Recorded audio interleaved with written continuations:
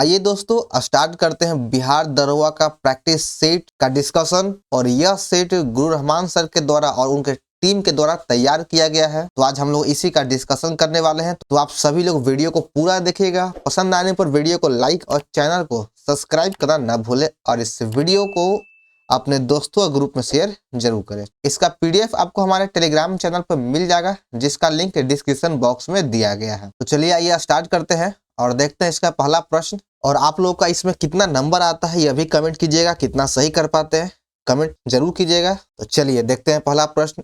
इसमें कहा गया है वायुसेना दिवस किस तिथि को मनाया जाता है।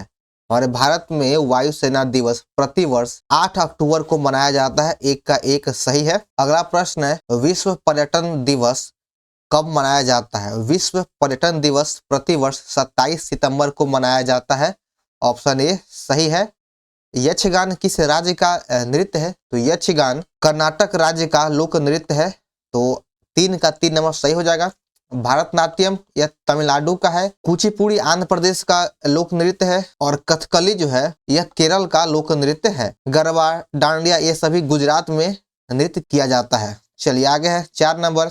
मणिपुर मेघालय एवं त्रिपुरा दिवस कब मनाया जाता है। ये सभी जो है तीनों राज्यों का दिवस 21 जनवरी को मनाया जाता है। 4 का 20 सही हो जाएगा। बिहार की सबसे ऊंची पहाड़ी कौन सी है। तो 5 का सही आंसर हो जाएगा ऑप्शन बी। बिहार की सबसे ऊंची पहाड़ी है सोमेश्वर श्रेणी की पहाड़ी, यही इसका सही उत्तर है। अगला प्रश्न है बिहार के कुल जनसंख्या में अनुसूचित जाति का परसेंटेज कितना है।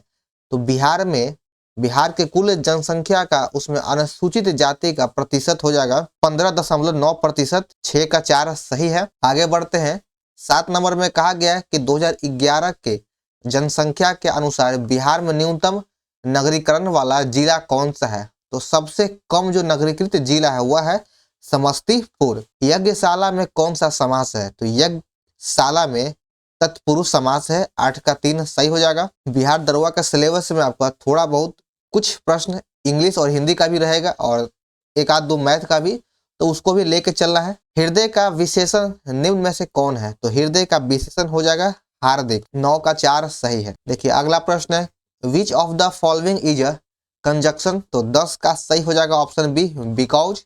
11 का है कि select the grammatical correct sentence, यानी कौन सा करेक्ट सेंटेंस है। तो 11 का 2 नंबर सही है। I could not find it anywhere, यही सही है। चलिए आगे बढ़ते हैं फ्रेंड्स। 12 नंबर में कहा गया है निम्नलिखित कथनों पर विचार करना है। इसमें जीवन बीमा क्षेत्र में प्रवेश करने वाला देश का पहला वाणिज्यिक बैंक भारतीय स्टेट बैंक है। विदेशों में भारतीय स्टेट बैंक सबसे अधिक कार्यालय है। तो पूछ रहा है कि सही उत्तर कौन है। तो इसमें से दोनों उत्तर सही है। 1 और 2 दोनों उत्तर सही है कि वाणिज्यिक बैंक जो जीवन बीमा क्षेत्र में उतरा वह सबसे पहला बैंक है स्टेट बैंक, और विदेशों में सबसे अधिक कार्यालय भी स्टेट बैंक का ही है। निम्नलिखित कथनों में कौन सा सत्य है। इन दोनों कथन में से कौन सत्य है। सरकारी बॉन्ड का क्रय विक्रय यानी खरीद बिक्री एसबीआई करता है। तो बिल्कुल गलत है।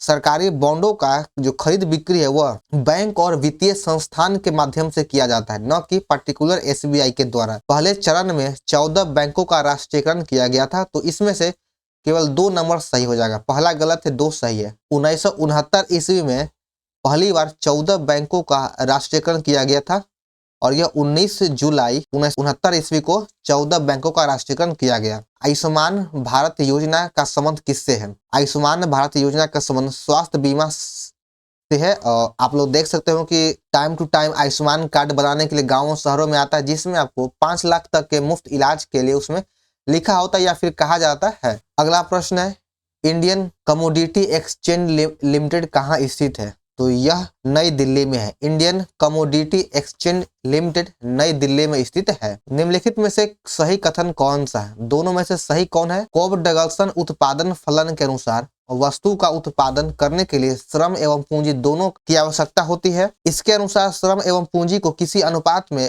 बढ़ाने से वस्तु का उत्पादन भी उसी अनुपात में बढ़ेगा। तो इसमें दोनों सही हो जाएगा।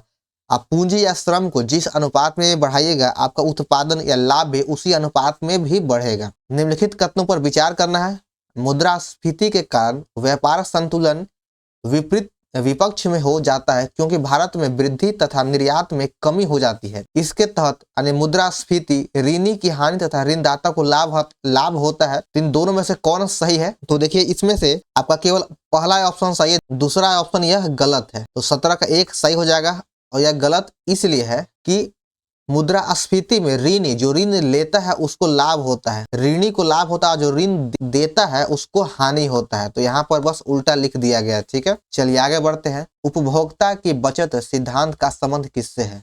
उपभोक्ता की बचत सिद्धांत का संबंध अल्फ्रेड मार्शल से है। 2 नंबर हो जाएगा। आगे देखिए 19, इसमें कहा गया कि भारत के किस शहर को विश्व शिल्प नगरी का दर्जा दिया गया है?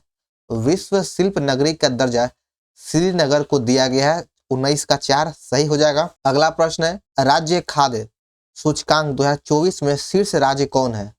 तो 2024 में शीर्ष पे रहा है केरल। केरल जो है राज्य खाद्य सूचकांक 2024 में शीर्ष पर है, यानी पहले नंबर पे है। क्वाड शिखर सम्मेलन 2024 कहां पर आयोजित किया गया? तो इसका आयोजन डेलावेयर में किया गया है। 21 का 2 सही उत्तर है। अगला प्रश्न है 22 नंबर, वैश्विक खाद्य नियामक शिखर सम्मेलन कहां पर आयोजित किया गया है? तो इसका आयोजन वैश्विक खाद्य नियामक शिखर सम्मेलन का आयोजन दिल्ली में किया गया है। हाल ही में सर्वाइकल कैंसर का टीका देने वाला यानी निःशुल्क टीका देने वाला पहला राज्य कौन बन चुका है? तो यह पहला राज्य बिहार है जिसने सर्वाइकल कैंसर का टीका निःशुल्क दिया है। हाल ही में किस राज्य सरकार ने एमएसएमई नीति 2024 को आरंभ किया है?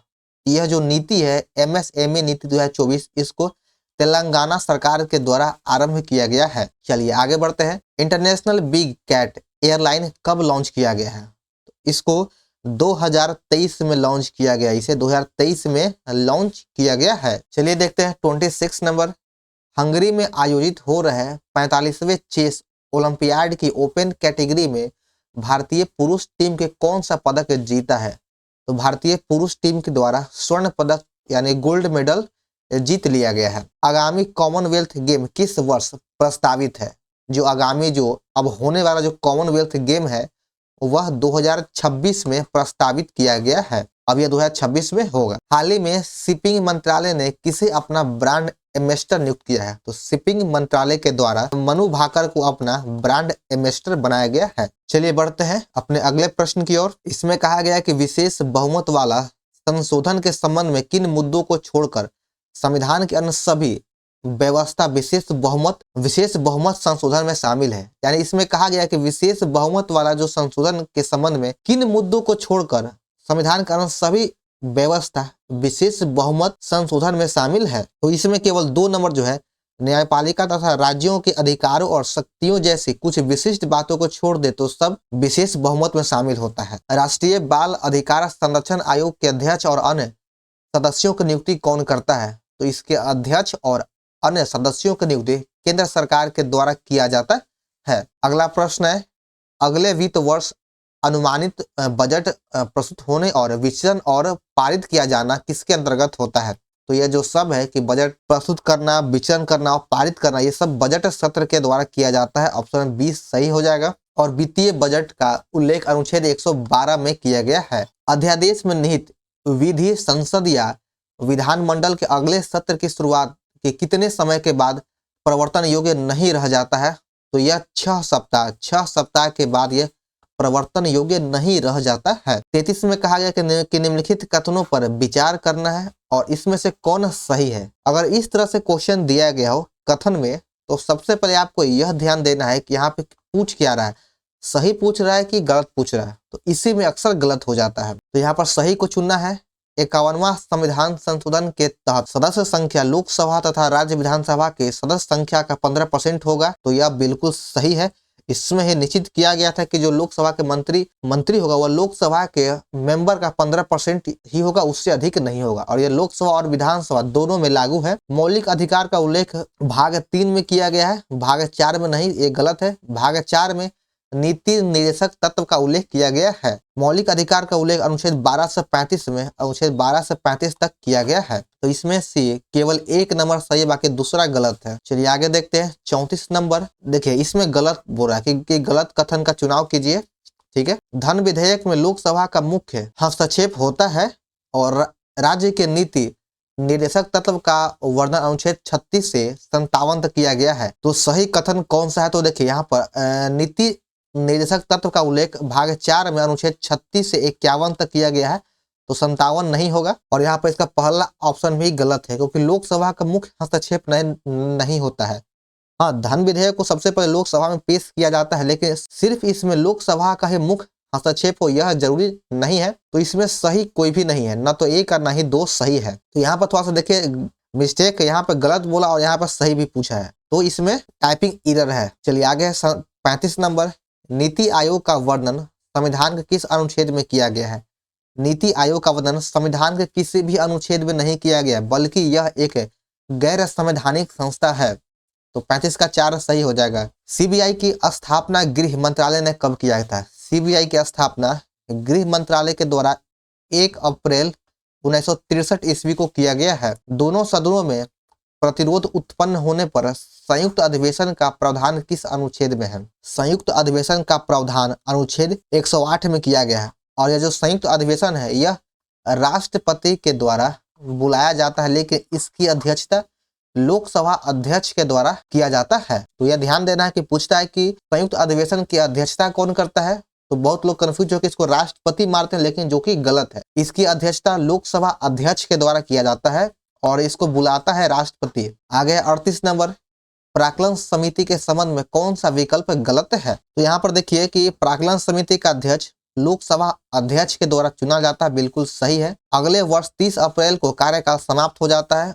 मई महीने में समिति का कार्यकाल स्टार्ट होता है, मई में स्टार्ट होता है और 30 अप्रैल को इसका कार्यकाल समाप्त हो जाता है और इसका कार्यकाल 6 महीने का होता है। तो यही गलत है, 38 का 4 गलत है, क्योंकि प्राक्कलन समिति का कार्यकाल 1 साल का होता है, 1 ईयर का होता है, 6 महीने का नहीं। निम्नलिखित कथनों पर विचार करें। राज्य सरकार प्रत्येक जिले में एक मानवाधिकार न्यायालय की स्थापना करेगी। अनुच्छेद 358 केवल बाह्य आपातकाल में लागू होता है, न कि आंतरिक आपातकाल में। तो इसमें से सही कथन का चुनाव करना है। तो 39 में दोनों कथन सही है, ए और बी दोनों सही है। आगे देखिए, राष्ट्रीय पिछड़ा वर्ग आयोग की स्थापना कब किया गया था? तो राष्ट्रीय पिछड़ा वर्ग आयोग की स्थापना 1993 में किया गया, अगस्त 1993 में किया गया है।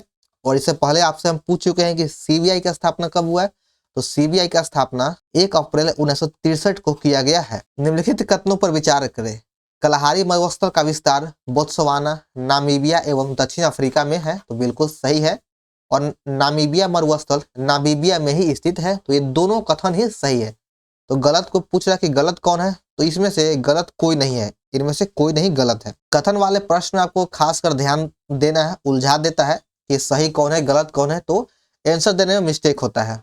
देखिए यहाँ पर 42 में दिया गया है, इसमें कुछ कथन का प्रश्न कुछ ज्यादा ही है कि इनमें से कौन सही है, 1 या 2 कौन सही है। संकोश नदी असम और अरुणाचल प्रदेश के बीच सीमा का निर्धारण करता है, तो बिल्कुल ही सही है। यह असम और अरुणाचल प्रदेश के बीच सीमा का निर्धारण संकोश नदी के द्वारा किया जाता है। 3 ओर से बांग्लादेश से घिरा राज्य है त्रिपुरा, बिल्कुल सही है। दोनों कथन सही है, 1 और 2 दोनों सही हो जाएगा। अधील दर्रा कहाँ है? अधील दर्रा भारत के केंद्र शासित प्रदेश लद्दाख में है, तो 43 का 4 नंबर सही हो जाएगा। लद्दाख, यहीं पर अधील दर्रा स्थित है। निम्नलिखित कथनों की पहचान कीजिए। जलोढ़ मृदा सिंधु, गंगा, ब्रह्मपुत्र का दोआब तथा समुद्र तटीय मैदान में पाई जाती है, तो हाँ यह बिल्कुल सही है। पहला ऑप्शन यहाँ पर सही है। यह कपास सोयाबीन के लिए उपयुक्त मिट्टी है। यहाँ बोल रहा है कि क्या जलोढ़ मिट्टी कपास और सोयाबीन के लिए उपयुक्त है, तो बिल्कुल ही गलत है। कपास के लिए सबसे अधिक उपयुक्त मिट्टी है काली मिट्टी, तो दूसरा गलत हो जाएगा। तो इसमें से केवल 1 नंबर सही है। अगला प्रश्न है, बारिंग किस राज्य की स्थानांतरित कृषि का नाम है? ये जो बारिंग है यह एक कृषि है, स्थानांतरित कृषि है, और यह ओडिशा राज्य का स्थानांतरित कृषि का नाम है। अक्टूबर में गर्मी का प्रमुख कारण क्या है? अक्टूबर महीने में गर्मी जो लगता है उसका जो प्रमुख कारण है वह है कि ऊंचा तापमान, हाई टेम्परेचर और उच्च आर्द्रता, यही उसकी वजह है गर्मी का। चलिए आगे बढ़ते हैं फ्रेंड्स।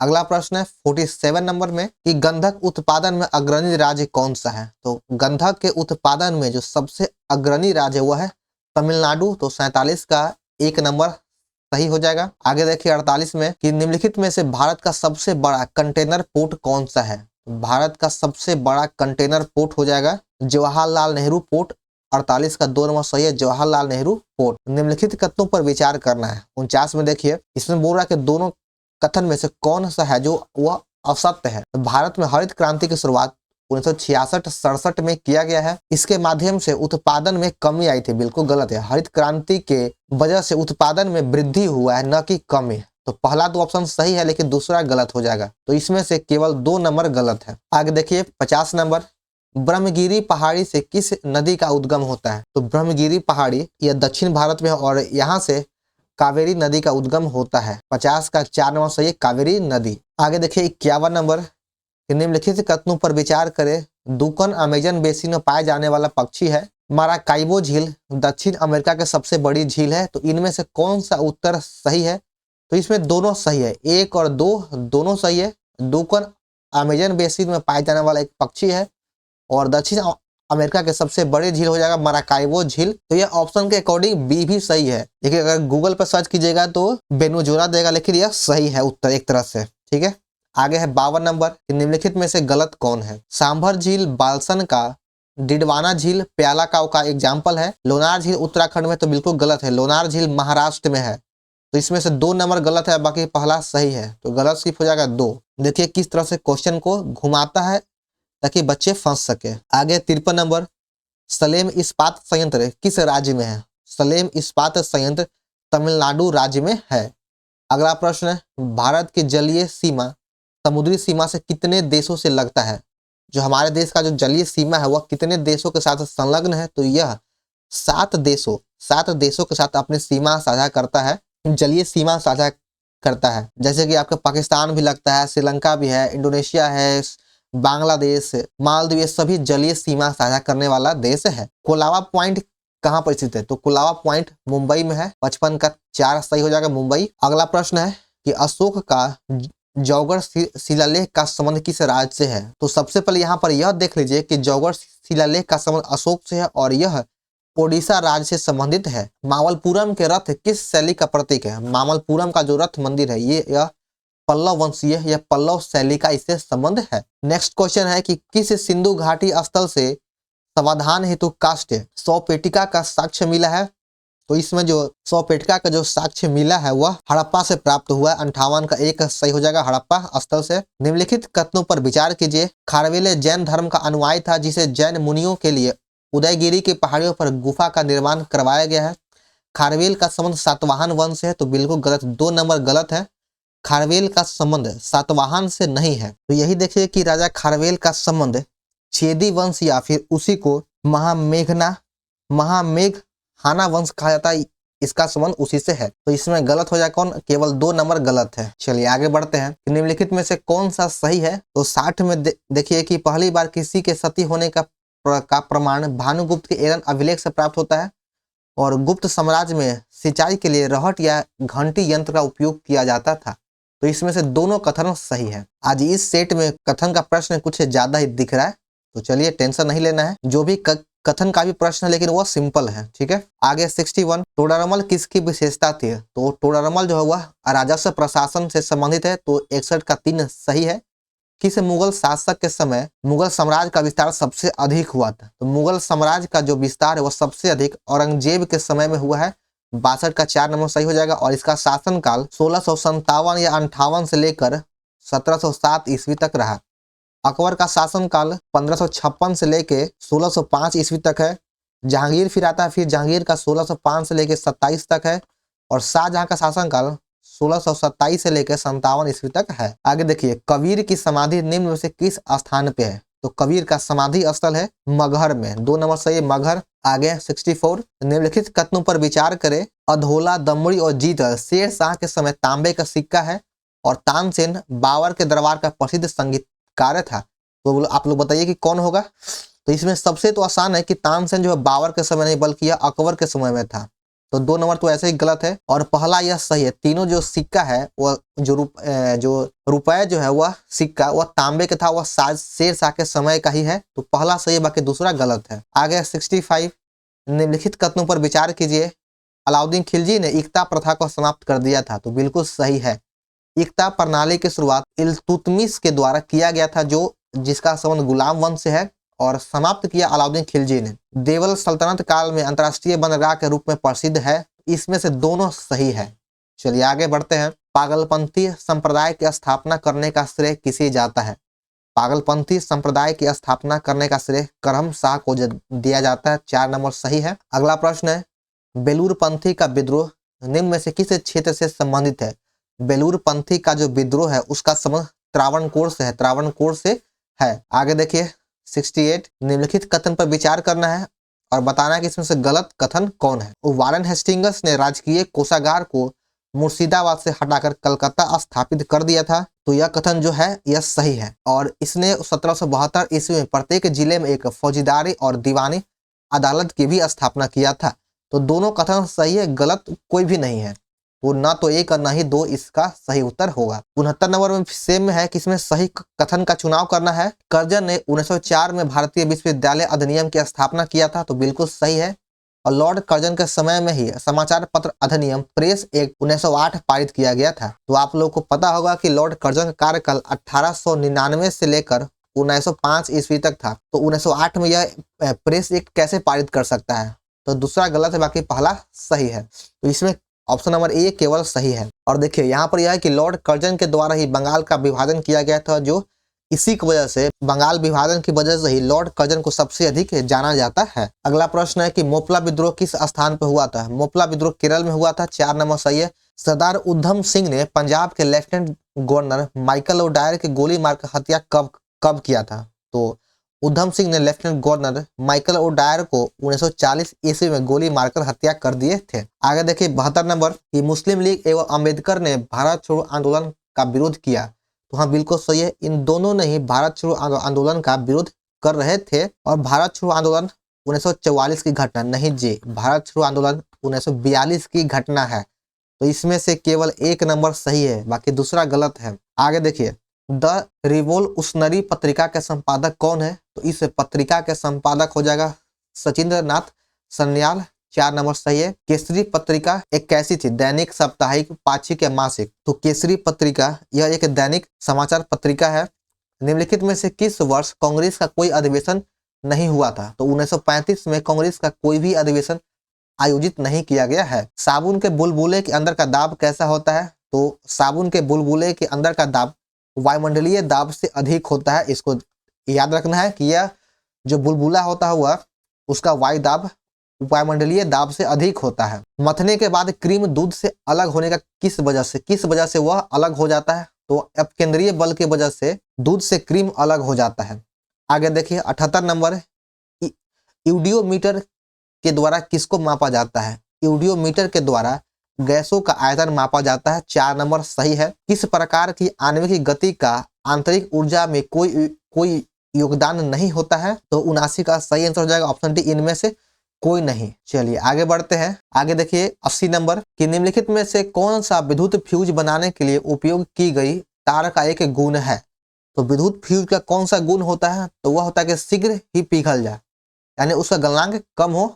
तो 80 का 1 सही है। निम्नलिखित कथनों पर विचार करें। विद्युतमय तार एवं उदासीन तारों के बीच 220 वोल्ट का विभवांतर होता है। तो हाँ बिल्कुल सही है। फ्यूज एक सुरक्षा युक्त युक्ति है, यानी सुरक्षा उपकरण है।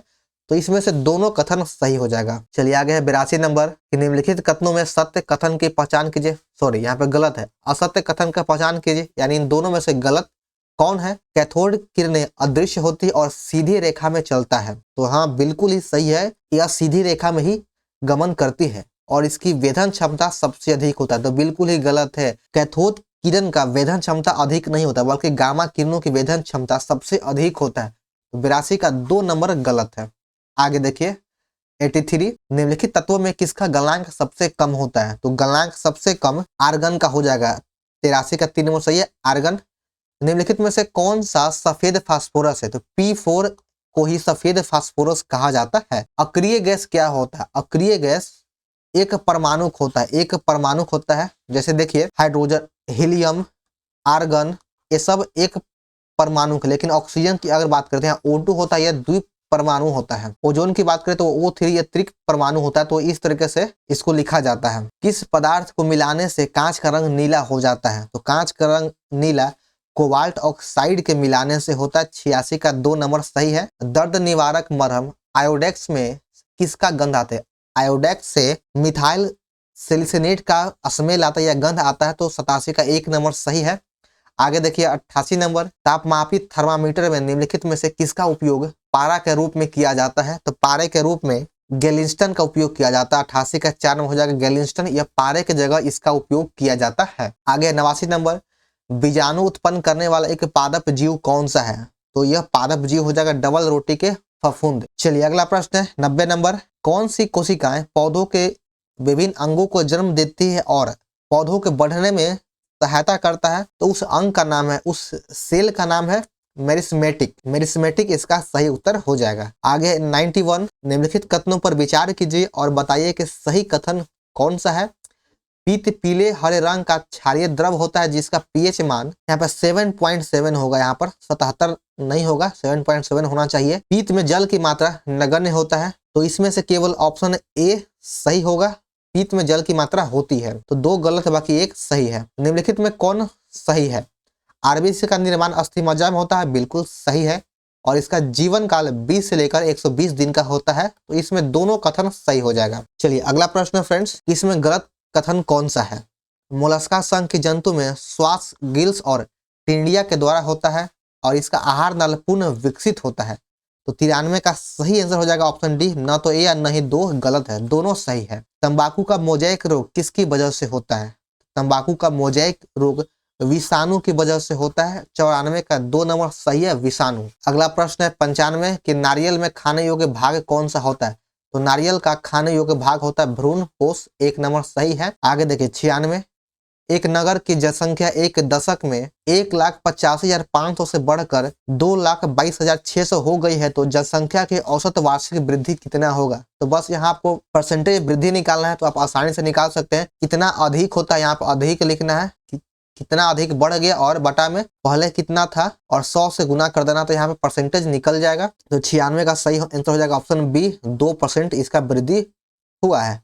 आगे देखिए, ए की आय 35% और बी की आय का 40% के बराबर है, तो ए और बी का आय का अनुपात क्या होगा? तो इसको बस अनुपात निकाल देना, तो इसका सही आंसर है ऑप्शन ए, 8:7। 98 में कहा गया है वह बड़ी से बड़ी संख्या ज्ञात करे जिससे 39 और 84 को भाग देने पर प्रत्येक बार शेष 3 बचता है। तो जब आप इन दोनों को 9 से भाग दीजिएगा तो इसमें से शेष 3 बचेगा। 9 चौक 36, 3 बचता है, 9 9 81, तो यहाँ पे भी शेष 3 बचेगा। तो 98 का 4 नंबर सही है। अगला प्रश्न है कि 10.5 सेंटीमीटर त्रिज्या वाले एक वृत्त का क्षेत्रफल कितना होगा? तो वृत्त का क्षेत्रफल होता है पाई आर स्क्वायर, यानी 22/7 गुने 10.5 गुना 10 के पावर 10.5 को हल कर लीजिए, आपका आंसर मिल जाएगा। तो इसका सही उत्तर है ऑप्शन डी, 346.5। आगे देखिए इस सेट का अंतिम प्रश्न कि ए और बी, ए बटा बी का मान इतना दिया है, तो a + 2a + b बटा 2a - b + 4/9 का मान क्या होगा? तो यहाँ से इसको आप ऐसे कीजिए, a बटा b को तोड़ दीजिए, पहले 75/100 हो जाएगा, 25 25 चौके। अब इसका a का मान हो गया 3, b का मान हो गया 4। अब इसको बैठा के निकाल दीजिए, आपको सिंपल आसान तरीके से यह मान निकल जाएगा। तो 100 का सही आंसर हो जाएगा ऑप्शन बी, 49/9 इसका सही उत्तर है। तो चलिए फ्रेंड्स, यहाँ पर हमारा सेट समाप्त होता है। तो आप लोगों को ये वीडियो कैसा लगा कमेंट जरूर करें, और आप लोग कितना प्रश्न को सही कर पाए हैं, कितना गलत हुआ, ये सब कमेंट कीजिए। और अगर यहाँ तक पहुंच चुके हैं तो वीडियो को लाइक कर दीजिए, और चैनल पर नए हैं तो चैनल को सब्सक्राइब करना ना भूलें, और इस वीडियो को अपने सभी दोस्तों में शेयर करें। तो चलिए मिलते हैं फिर नेक्स्ट वीडियो में। जय हिंद।